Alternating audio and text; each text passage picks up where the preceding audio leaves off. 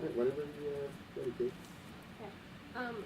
So can you just tell me about how your department deals with what's your involvement in the tunnel process? My name is Albert Sosa. I'm the Director of Capital Improvements for the City of Miami. So my department handles any improvements to infrastructure within the city limits.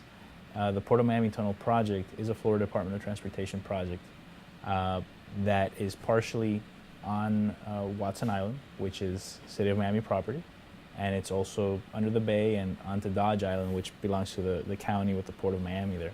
So we are involved with the project because it does affect us, and it's partially on Watson Island, which belongs to the city.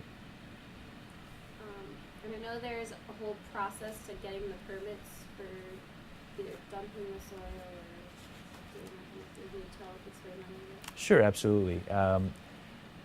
Going back about a year now, a little over a year actually, the tunnel contractor began discussing with the City of Miami the possibility of donating the excavation material that was going to come from their excavation, donating it to the city. The city has a real need for this excavated material. We have an old landfill on Virginia Key, which is in need of cover material so that we can cap it and close the landfill. It's been an open item for the city for some time. And when we heard about this potential donation of this fill material, we wanted to work with the tunnel contractor to make sure that, number one, it was fill that the city was able to utilize for the cover material on the landfill, and also that all the proper environmental permits would be obtained for the transportation of the fill to Virginia Key and its placement on the site. Several different permits are required for the depositing of the material on Virginia Key. The two main ones are formerly DERM, which is the Department of Environmental Resources Management. Now it's PERA. They changed the name of the agency, and the Florida Department of Environmental Protection. Currently, we do have. There's two phases to the landfill. There's two phases to the importing of the fill material. Phase one, which is a small amount, approximately 50,000 cubic yards, is actually coming from where the actual tunnel machine, before it began to operate and to actually dig the tunnel, they had to drop it into the ground. So that excavation of the pit for the machine, that material is about 50,000 cubic yards. And the city's accepting that material from the contractor, from the tunnel contractor, and it's actually going to be used to erect berms along the edge of the wastewater treatment plant on Virginia Key. So that material is going to create a visual barrier to the visitors to Virginia Key and the beaches and the bike trails that are there, so that they're not staring at the wastewater treatment plant that's on the island. They actually have a landscape berm to look at. So that's phase one, we call it, and we do have the DERM permit and the FDEP permit for that. Now the second phase is the actual, as the tunnel machine bores underground, there's material that's extracted, and that material is currently permitted by FDEP not to come to Virginia Key, but actually to be placed in a municipal landfill. The reason for that, the initial 30,000 cubic yards of that material is being excavated from the tunnel, is being taken to a landfill to allow DERM to do more extensive testing on the material, and also the process by which the tunnel contractor extracts the material from the ground. So the idea being there'll be about 6 weeks, which is ongoing now, of testing on that material to make sure that the characteristics of the soil that are being extracted by the tunnel boring machine are suitable for our purposes on Virginia Key. So once that is established and the testing is completed, we anticipate that DERM would issue a permit to allow for the tunnel boring spoils to be brought onto Virginia Key. Now, before the contractor approached you about donating the spoils to the city of Miami, were you guys in a process of trying to cap this landfill anyway, or was that just kind of an afterthought? No, yes. The city has been actively pursuing, together with the county, the capping of this landfill. We had gotten solicitations for the capping of this landfill, as well as the treatment of the groundwater and Let me start over. I'm sorry. Is it better if we close the door, maybe? If you Because want. people will, If you want. if you could, please, because people will constantly Yeah, of course. peek in. Sorry. No, that's fine. So yes, the city was actively pursuing the closure of this landfill for many years. Going back to 2007, in coordination with the county, Miami-Dade County, we actually put out a solicitation for companies to come in and remediate the landfill, cap it, and treat the groundwater as necessary to have it declared a clean site and closed.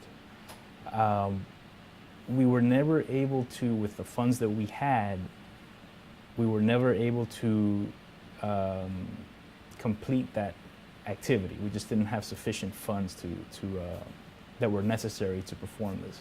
So we had continued to seek alternative methods. When this fill material became available and we became aware of it, we thought it was a natural fit. It was a good fit. It was a good thing for us to obtain this fill at no cost. That'll actually help the city be able to move forward with the landfill closure and the groundwater treatment that's necessary within the budgets that we have. If you did have to pay for it, how much do you think that 400,000 cubic yards? Mm-hmm. Well, it's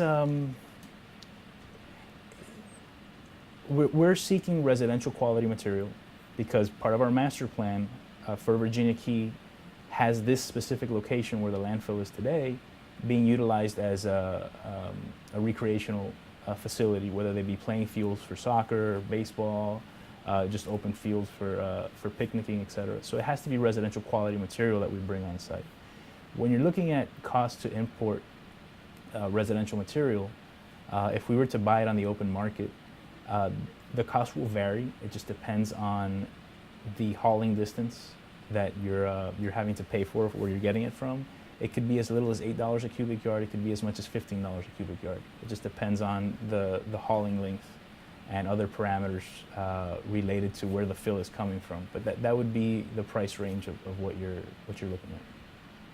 And are you guys just getting the fill for free, or is the transportation to and from the site? The transportation is included as well. They're donating the transportation and the placement of the fill on the site.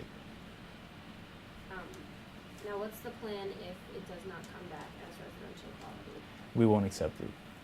Our agreement with the tunnel contractor is that it has to be residential quality material, and it has to be tested by the correct permitting authority, which in this case is Durham, or formerly Durham, PERA now. And that's part of the ongoing testing that they're doing today on the initial 30,000 cubic yards. And there will be continuous testing as the operation continues to move on, to make sure that the material that's being sent is still within those residential characteristics. Now, have you heard a lot from environmentalists who don't like this plan?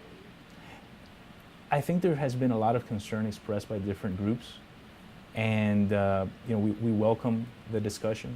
I think there's a lot of perhaps misunderstandings as to what the intent of this operation is. The city needs to close this landfill. The city needs clean residential quality material in order to do that, large quantities of it. So if it wasn't coming from the tunnel, it would be coming from somewhere else. We feel that this is a win-win situation for everybody, where we can have the material donated to us, and it goes towards the fulfillment of an environmental remediation project on Virginia Key. So absent this fill, the issue of the landfill being open and the groundwater issues and the contamination issues that are there it would take us that much longer to correct those. So we see this as a win-win for the environment, the city, the tunnel contractor, and just the residents and the visitors to the city of Miami. Could you maybe pop that up and have him point and show us what the plan will be?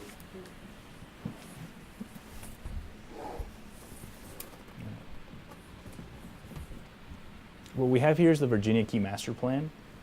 It's our long-term plan for this entire area. Specifically, where the existing landfill is located is generally in this area. This is the Miami-Dade Water and Sewer wastewater treatment plant. So the berms that we spoke about earlier, that initial phase, we're going to construct berms along the edges of the plant so that it's no longer visible to visitors. And the second phase is to use the material to cap this landfill and use it, as you see illustrated here, as a park. We show baseball fields, we show soccer fields. You know, there's a variety of uses that could be contemplated for this area. Now, a lot of people are talking about the environmentalists that we spoke to. The spoil, when it comes out, it's kind of like a mud, and then they're worried about when it dries, even if like you're storing it on the site, that'll go into the air and people can breathe it in, and if it's not tested, like what's going to happen? Oh, absolutely, and that's a very, very valid concern. And one of the things that Durham is doing with the initial 30,000 cubic yards that's being extracted is taking it to a landfill as opposed to Virginia Key and doing extensive testing on it there. Durham has sampled the additives that are added to it to the tunnel boring machine to be able to extract the material, and they have found many of those chemicals to be inert. They don't react with the environment, and they have some that they want to test further to make sure that they don't create a problem. So that's the purpose of having this initial period where the initial material goes to a landfill and it's tested extensively to ensure that the material that we are accepting will meet residential quality standards and will be able to be utilized for the recreational facility that we have envisioned. And then you have the 3-step remediation plan, the cap, the SAP. Yeah.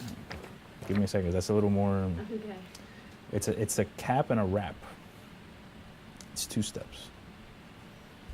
The SAR. No, it's a cap, SAR, and wrap. All right. Site assessment report and remediation. Okay, gotcha. I'm ready to answer your question.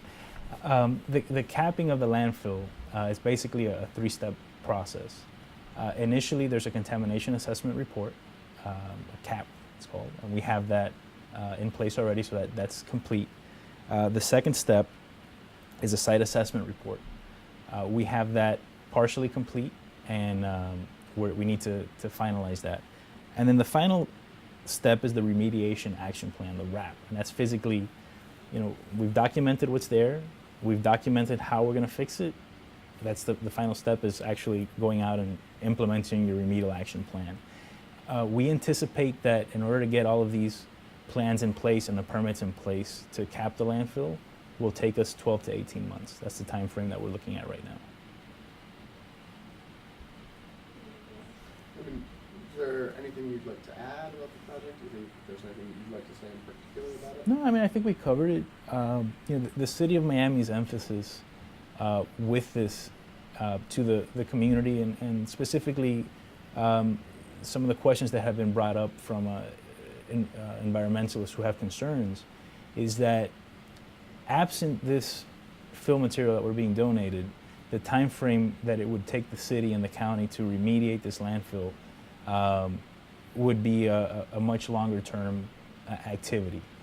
With the donation of this fill, we see the ability to begin the actual implementation of the remedial action plan in approximately 18 months. So it does bring it within a definite time frame, a definitive time frame, and we look forward to being able to complete this remediation and turn the area into a park and have the ability for everybody to enjoy it. Very cool. Thank you very much. No problem.